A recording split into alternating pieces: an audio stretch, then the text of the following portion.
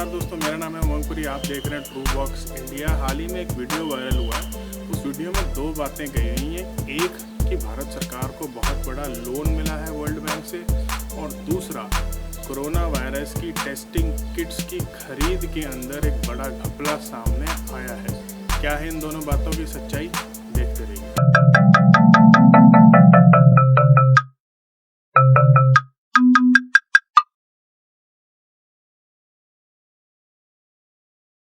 तो पहली बात जो इसके अंदर कही गई है वो ये कही गई है कि भारत सरकार को $1 बिलियन का लोन मिला है। देखिए, $1 बिलियन का लोन कोई बड़ी बात नहीं है।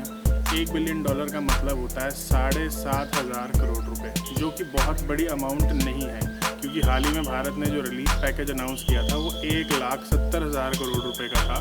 तो 1,70,000 करोड़ के सामने 7,500 करोड़ रुपये बहुत बड़ा अमाउंट नहीं है।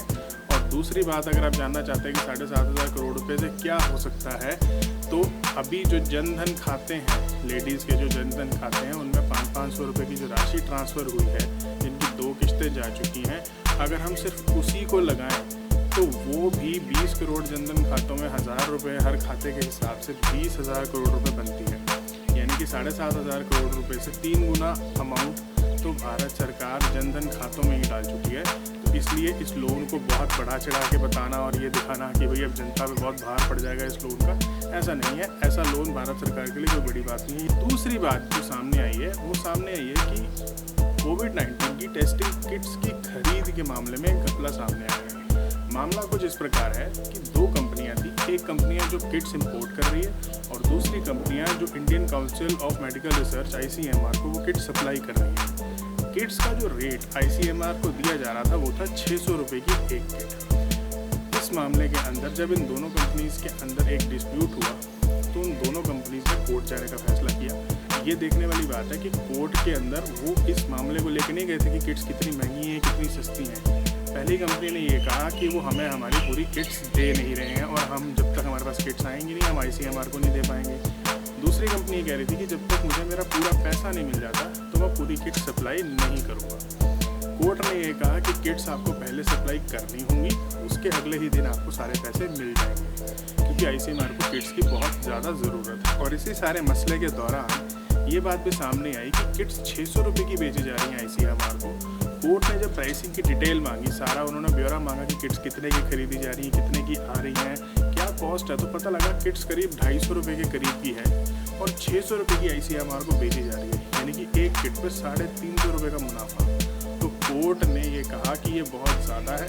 कोर्ट ने इसकी प्राइस को लोअर डाउन करते हुए 400 रुपये पर फिक्स कर दिया। कोर्ट ने ये कहा कि सिर्फ 400 रुपये के ऊपर ये किट्स आप बेच सकते हो, यानी कि एक किट पे लगभग 150 रुपये ही मुनाफा कमा सकते हो, इससे ज़्यादा नहीं कमा सकते। अब जब हम बात करते हैं कि एक किट पे 150 रुपये का मुनाफा हो रहा है, तो ऐसा नहीं है कि वो 150 रुपये डायरेक्टली उस कंपनी की जेब में जा रहा है एज प्रॉफिट।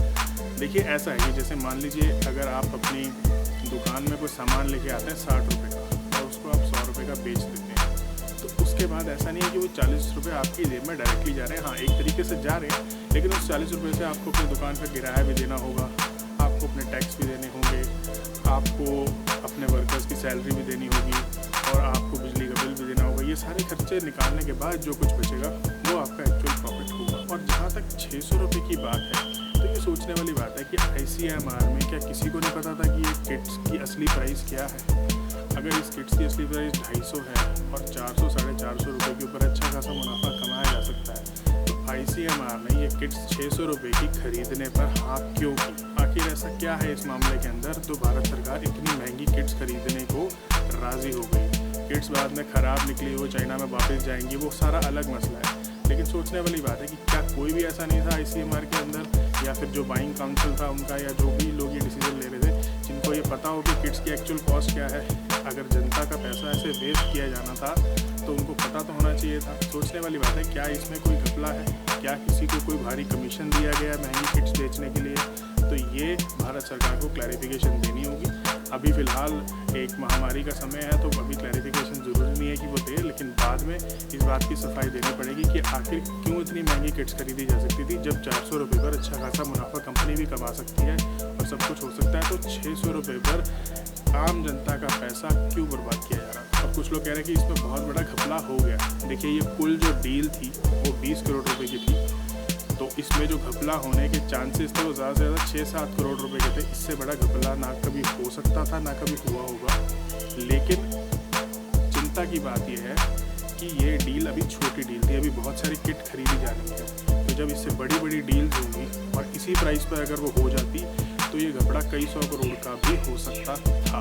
अगर आपको ये वीडियो पसंद आया तो इसको लाइक कीजिए, शेयर कीजिए, सब्सक्राइब कीजिए चैनल को और नीचे कमेंट में ज़रूर लिख के बताइए कि इस डील के घपले के बारे में आप क्या सोचते हैं। इसके अलावा आप मुझे मेरे ट्विटर हैंडल पर @umangpuri पर फॉलो कर सकते हैं। हमारे फेसबुक पेज पर हमें फॉलो कर सकते हैं, लाइक कर सकते हैं, ट्रू बॉक्स इंडिया के नाम से। अगली बार फिर मिलेंगे। नमस्कार।